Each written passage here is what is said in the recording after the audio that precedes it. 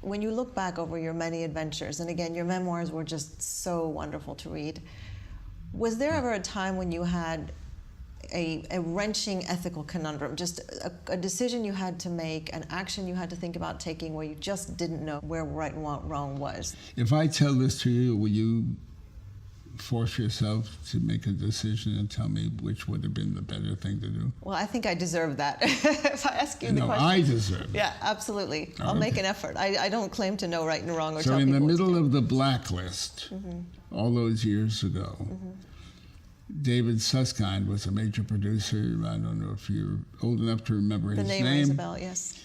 Was a major producer. Walter Bernstein, who is approaching 100 years of age shortly, wonderful writer, was blacklisted.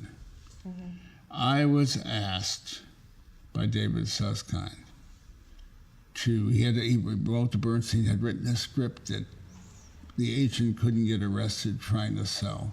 Right. Because Walter was blacklisted.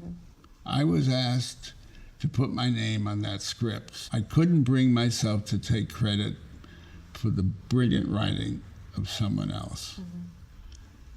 At the same time, I was letting down a blacklisted writer who needed another name for the credit, etc. How did you come to that decision? I came to the decision not to do it, but that was without making a choice. That was just backing away from the whole thing. It's 75 years later or so. That's the question you're going to answer. Should Well, so can I ask you taken first? credit for the work of another person and saved and allowed His work to be seen? Yes. Well, what would you do today?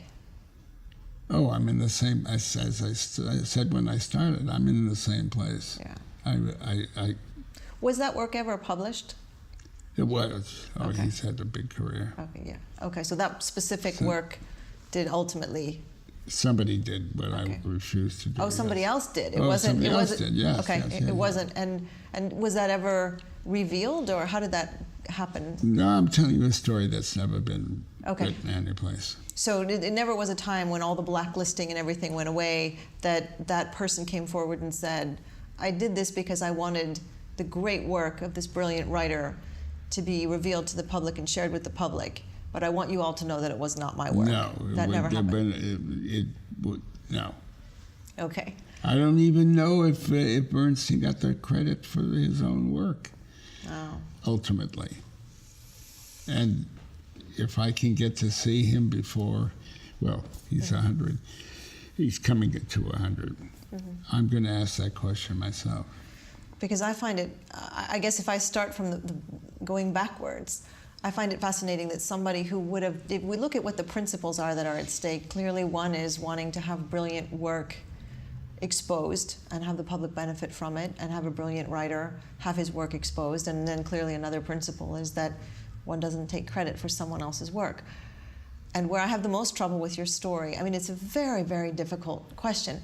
Where I have the most trouble with your story is, with all due respect to the individual who chose to do this, to take credit for the work, the fact that that person never came forward and said, I did this on a temporary basis in order to assure this great work saw the light of day, but it was not my work, and I want you all to recognize what blacklisting does. To my knowledge, Right. that didn't happen. Okay, but I'm just... but it's a very... It could have. You know, it's a very difficult question.